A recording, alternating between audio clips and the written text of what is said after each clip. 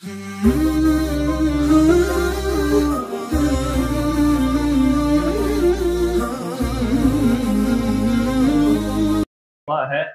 اس فتنے کو لگام ڈالیں، آپ کی نوجوان نسل آپ کے ہاتھ سے نکل رہی ہے،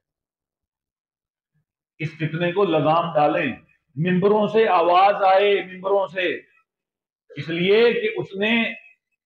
اس نے فرقہ واریت کو ختم کرنے کا بہانہ بنا کر ایک ایسی آواز اٹھائی کہ جس کو لوگوں نے، نوجوانوں نے پسند کیا کہ ہر مولوی اپنے اپنے فرقے کی،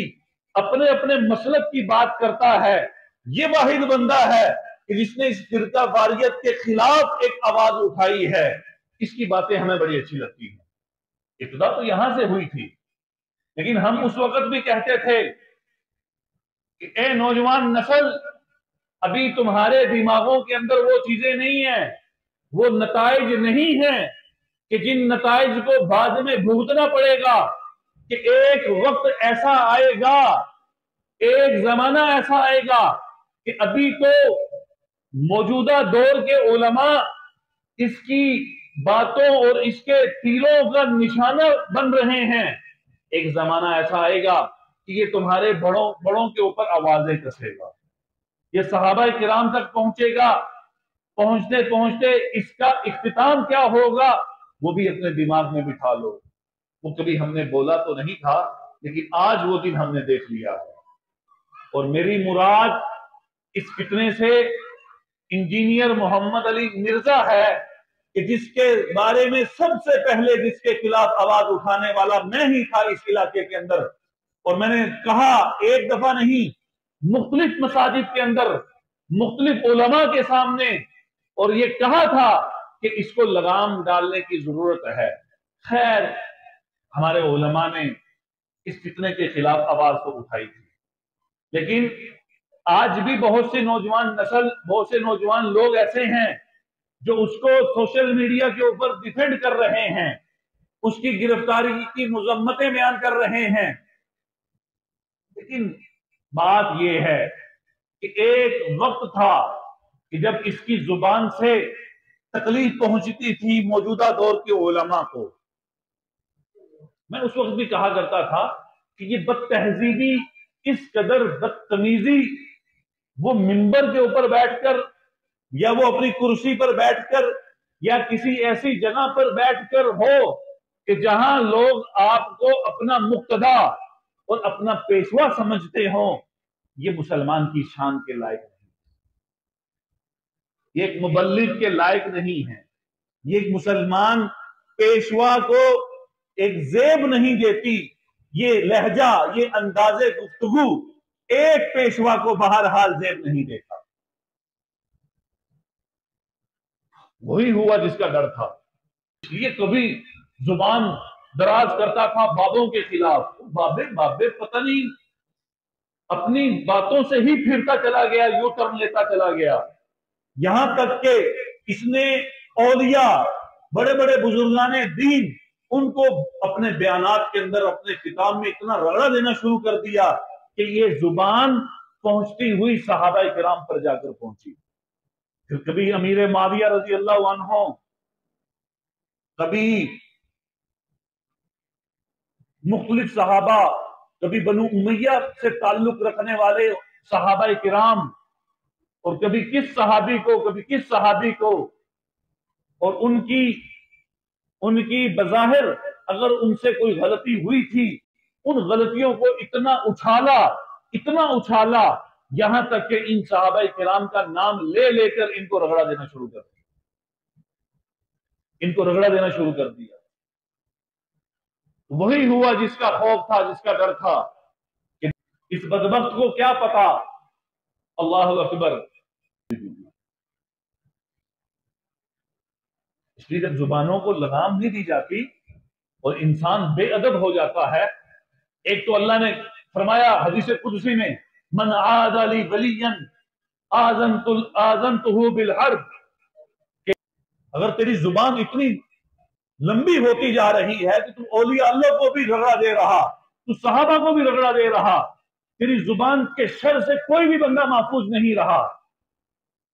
اور تیری زبان کو کوئی لگام ڈالنے والا بھی نہیں رہا جس نے میرے کسی ولی سے دشمنی اختیار کی۔ اللہ فرما رہے ہیں میرا اس کے خلاف اعلان جنگ ہے، اعلان جنگ ہے، اعلان جنگ ہے۔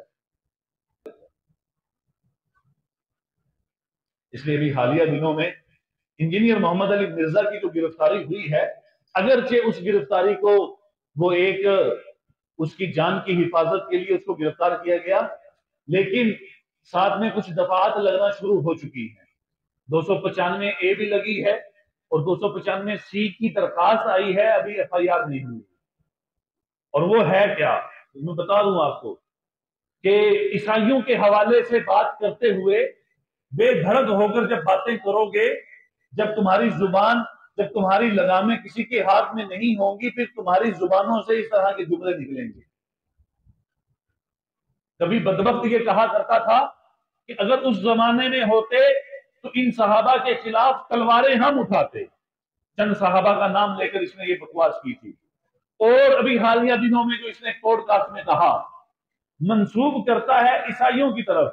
ہم تو کسی کے کلمہ کفر کو نقل کرتے ہوئے ڈرتے ہیں، کلمہ کفر کو زبان پر لاتے ہوئے ہم گھبراتے ہیں، ہمیں خوف آتا ہے۔ وہ آج تک علماء نے مرزا غلام احمد قادیانی کے کفر کو اور ان کی زبان سے نکلی ہوئی بکواسات،